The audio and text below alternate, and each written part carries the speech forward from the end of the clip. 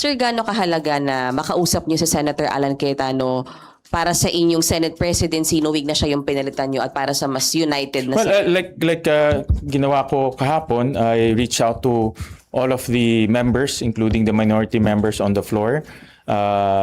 Kinausap ko si Senator Marcoleta, Senator Amy Marcos, Senator Lauren Legarda, Senator Pia. We had a very long discussion. Si Senator Bongo, yesterday, kausap ko rin siya. And that's why nga na-elect siya kaagad as chairman of the Youth and Sports Committee, no? Because yun naman yung kanyang advocacy. So, yan naman ang gusto natin, no? Makabalik sa trabaho. And even si Senator Joel yesterday, very clear naman yung kanyang direction is to go back to work. In fact, siya yung pinaka-productive yesterday on the floor, no? Sponsoring bills, sponsoring resolutions, and yan talaga ang trabaho namin, no? We have to go back to our normal programming. Do you plan to reach out to Senator? Yes, I plan to reach out to all, no? To all.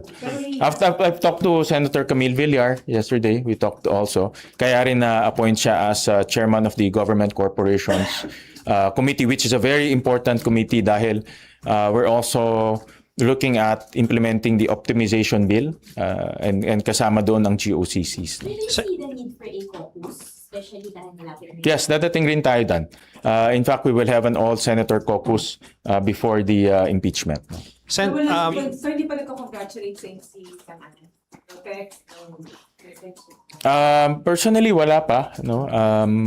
Wala pa naman, but yung mga ibang senators like si Senator Lauren, nag-usap kami kahapon at maganda naman usapan namin. Wag na natin lagyan. Senwin, may mga lilipat pa bang mga ibang senador papunta po sa majority? Sino-sino po kaya? I cannot preempt rin kung ano yung kanilang magiging decision. But one thing for sure, sa mga nakausap ko, even in the minority, they want to go back to work, no? And si Senator Camille Villar, isa siya sa mga gusto nang to buckle down to work. But sir, what do you make of the absence pa rin ng ilang minority senators kahapon sa session, sa special session? Sorry, galing ako gym eh. Yeah, nauhaw. Hindi ako nakainom. Para mawala yung stress. Oo. What's the question again? Yung absence sir nila kahapon. Well, I don't want to put any meaning to that. Even before the special session, nanawagan tayo na dumalo yung ating mga kasamahan dahil marami tayong mga importanteng measures na pag-uusapan doon. I'm very happy yesterday na yung CA, no, na-approve yung 85 na DFA personnel and 5 generals. In fact, yung 85 was pahabol yun. No, I have to thank si Senator Ping Lacson kasi siya talaga nag-push yun. Yung original na direction was the 5 generals, but si Senator Ping Lacson pinush na yon, malagay sa agenda kasi ang DFA, kung hindi mako-confirm mga ambassadors natin at ibang mga DFA personnel, hindi magkakaroon tayo ng representation sa ibang bansa.